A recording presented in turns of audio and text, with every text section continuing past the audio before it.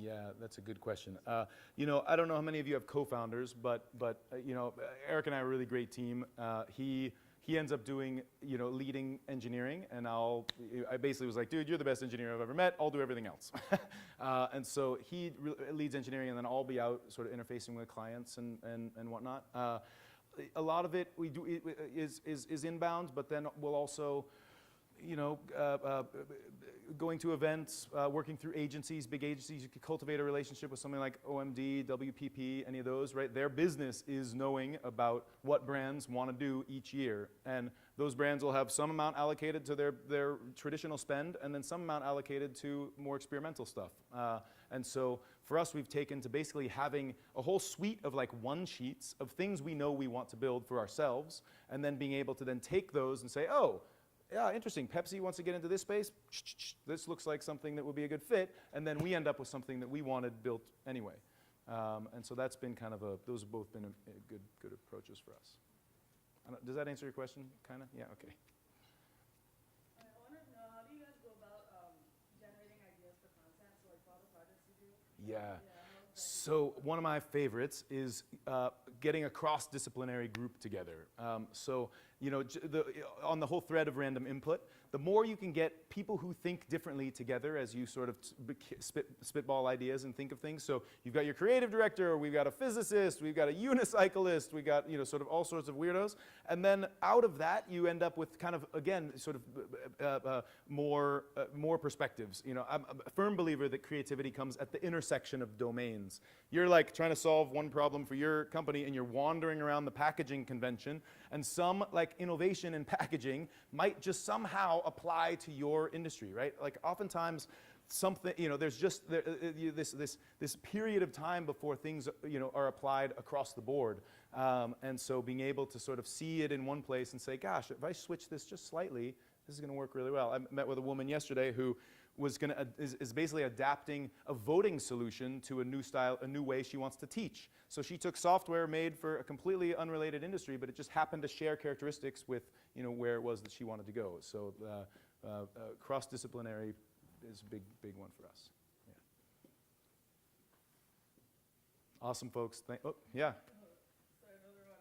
So you said you guys create curriculums for teachers. Yeah. And is that available to the public or like? So we're in the act of sort of formalizing it up to be able to make it public and free online, but we've not got there yet. Right now, it's only done in person as in training for places where we're going to bring our carnival. Yeah. How did you build your team, and how did you decide who was the right fit? Awesome question, because I really believe this stuff is so much more about team than it is anything else. And it was a pretty organic process. And in fact, Eric and I have a pretty particular set of questions we like to ask.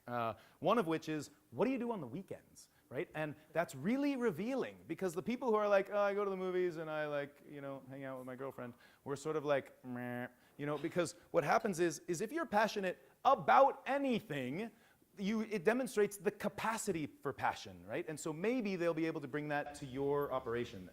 And you really want to be able to sort of vet for that. You know, we've got the world's second-ranking unicyclist, you know? He's our electrical engineer. And people often say, like, hey, why don't you get the first unicyclist? So I said, well, he's not a very good electrical engineer, you know?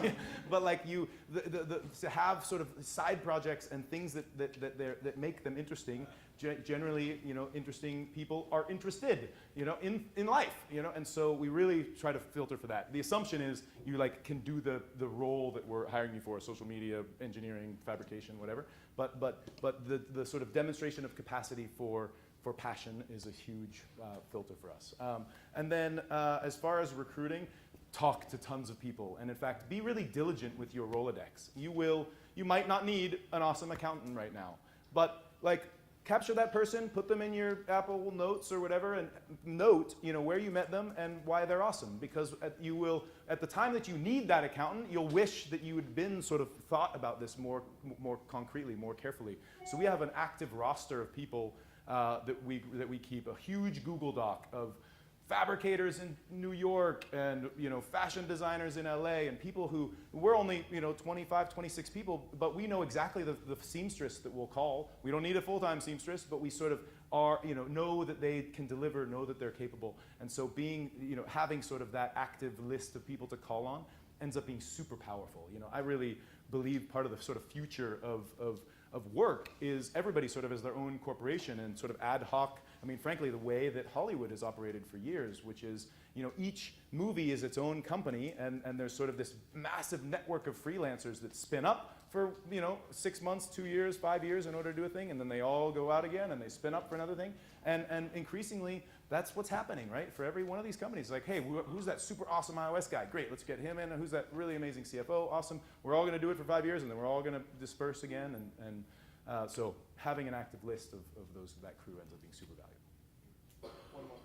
So would you say the passion and interest is what that matches them the best, according to the job position? Yeah, well, the passion, you want sort of all of your team, they're all going to wear a lot of hats, most likely, especially in the early days. And so, if they are passionate and capable, if they are doing a role outside of their sort of core domain, my dad used to always say there's two kinds of people. Those that are like this, those that are like this, right? You want to filter these people out as fast as possible because they need help every step of the way. Oh my God, how do I do this? Oh my God, how do I do this, right? This person, you give them the task and they will go and they will come back and it'll be done. And then they ask you for the next thing. You want to try to filter for that. So the other one we do is contract to hire. So a resume, you learn maybe this much. Maybe a great referral, okay, a little more valuable. But work with them for a week, right? Come up with one project that you can figure out in order to be able to sort of vet their capacity for attention and detail and whatnot. And then in a few days you'll know, wow, that person is totally amazing and a freaking genius and a total dickhead. We just don't want them around. They're polluting the culture. And so being able to sort of work with people in real time ends up being a really valuable way to sort of say you're good or not. So if there's a way to match them with the passion and interest of the company, that would be perfect, right? Hopefully, yeah, as long as they're good people also.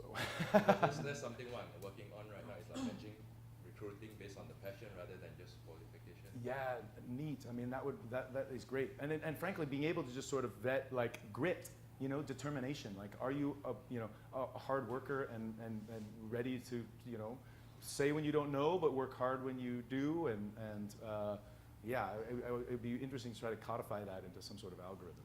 Yeah, sounds neat. I'd be interested to learn more. Awesome. One more.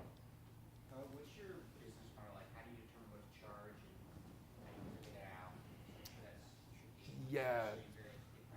Super tricky, and oftentimes it's try to learn as much from the customer as possible and be more value-based pricing than like time and materials. Maybe what this is worth to them and give a price that is going to be still compelling but not too outside the box.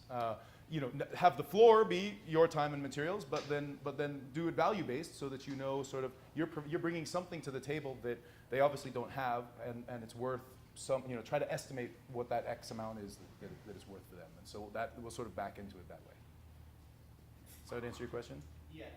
I'm so sorry about all this tweaking, but it's super tricky and something we've not solved well yet. Like as we've started to have these lists of the things that we want to build, we'll price those out and then sort of go in with an understanding of what it would cost us, and then back into what it would be for them. Awesome, you guys. Oh, yeah. How much is the ticket for the content? $25. Although you have to try pretty hard to not find a $5 off coupon. In fact, I give you one. How do you get for free in the event set? Oh, I'll tell you later.